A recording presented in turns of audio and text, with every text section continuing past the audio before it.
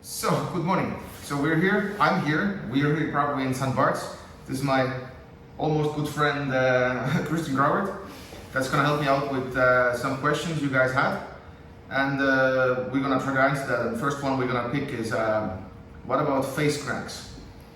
In a way I'm sad to do that video because I'm the receiving end of the face cranks, but we're gonna try to answer a little bit and show how face cranks are not the thing, or let's say another that big of the thing. Yeah, they're still dangerous. So in turn, let's say if somebody face cranks, I'm gonna use more elbows on the mat so you can see that they go front of okay, this way, go this way, face crank. Like that? Yeah, go. So this, wait, go back. Clearly this is a dangerous attack, but let's say if I'm in turtle and if I look into the opponent, go.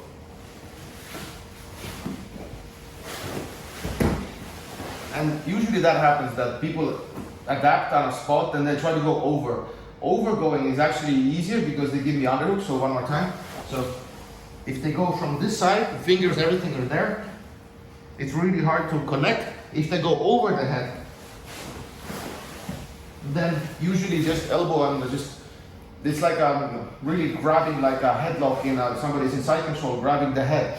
And people, try to expose your back then. So that attack is later weeded out. But, and I know the bulldog chokes and stuff, if I would be here, go over the head. So, bulldog chokes and stuff are there, yes, like rear naked chokes, but they really kind of don't work. And that's why when people have like neutral head, you might get the chin, but if you have like a little bit tilted head, then this is gone, and this I can easily turn into the choke, even roll out. So they're not there in that sense. So, a little bit about just arm fighting. It's always like I'm grabbing the finger. It's allowed in our sport still, and IBJJF also allowed. No, not three, not one. So if somebody goes after my neck, it's not gonna be here because I have to be like elbows, protect my underhooks, and then my fingers are just touching the chin, and it's enough to make the space small. So if they go for neck cranks,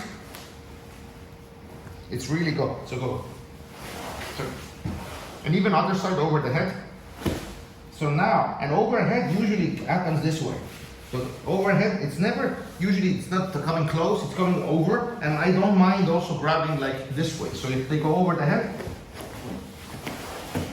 and then we have like, some Aikido stuff also happening there. I've done Aikido for years, so I know what I'm talking about. But just the wrist fighting makes it super annoying.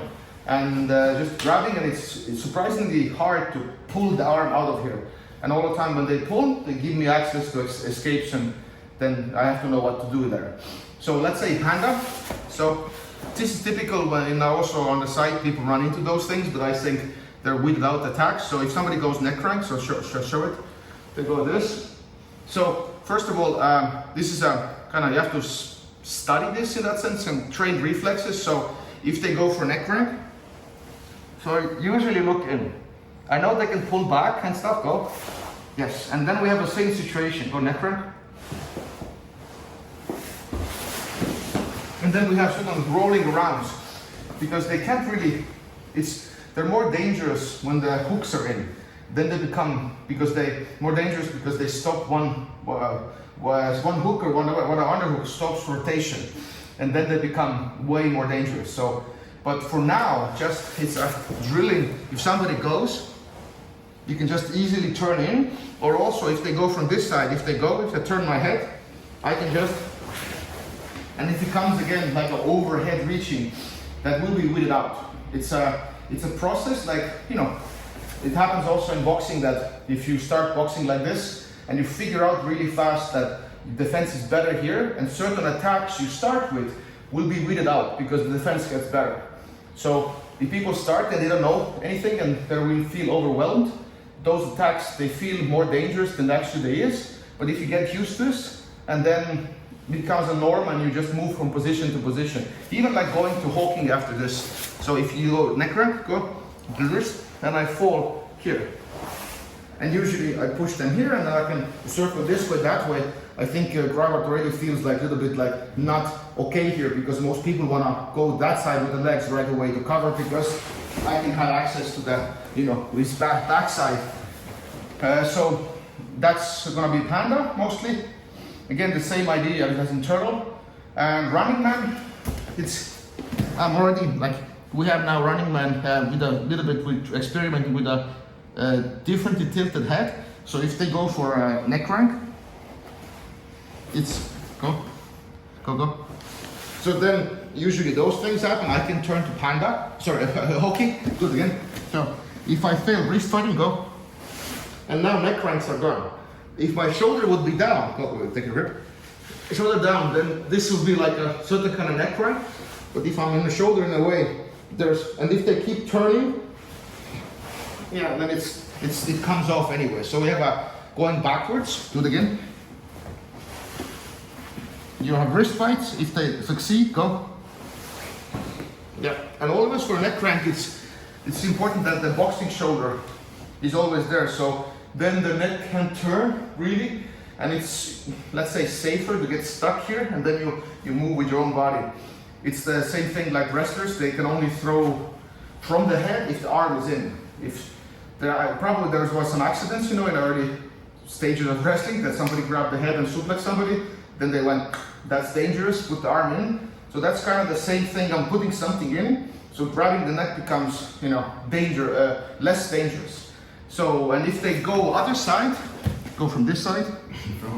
Yeah, no, so be there and go from this side. Go side control. Go side control. And go right, grabbing the head right now. No, other one. Yes. So this doesn't work because it's, again, they're like looking already into the choke, and this is like really silly. I just wanted to show that the silliness, so that again, the turned head makes one side easier to defend, and other side impossible. And so it kind of follows the same rules at the moment, like a panda and turtle already. So, and the last one is hocking, that people want to do. So then go neck crank, face crank. Oh. It's usually they go like through this. So go. Yeah. So if it would be this, then this would be like a little bit hard again, but then the chin not there. Go. And first of all, there's wrist fighting and stuff, and this is what you take. So I don't have any other excuse that it is grappling art. So I'm not saying you get mauled, but certain pressures and stuff you will take. So if the crossface happens flat, it hurts. If the crossface happens in hocking, it's just you know, there's no pressure there. So certain grips, they don't matter. And if somebody does this kind of like a push to you from the up, go. Yeah, whatever you want to do, go. And then usually I can turn, and they give me ways out. And whatever, if they push this way or that way. And the fun thing with hocking, it's actually very detail oriented. The chin matters, because if I'm this, go to the crank, this matters. But if I'm hocking, go. It's actually, the knuckle is not there. The dangerous part, if you do this and play hocking, do it again. And then this is, you have to change. And then probably you have certain escapes also. So it's the system, universe has made it work against all those things, and those dangerous attacks also leave him vulnerable for like escapes. There's space he has to give me. So if you're more interested of that information and how to go deeper and whatever attacks we can cover and how system works, we have a $1 deal at the moment. So you can check all the information out for that limited offer, and I welcome you to do so, because that information should be intriguing enough so that we're really onto something here. So till the next one.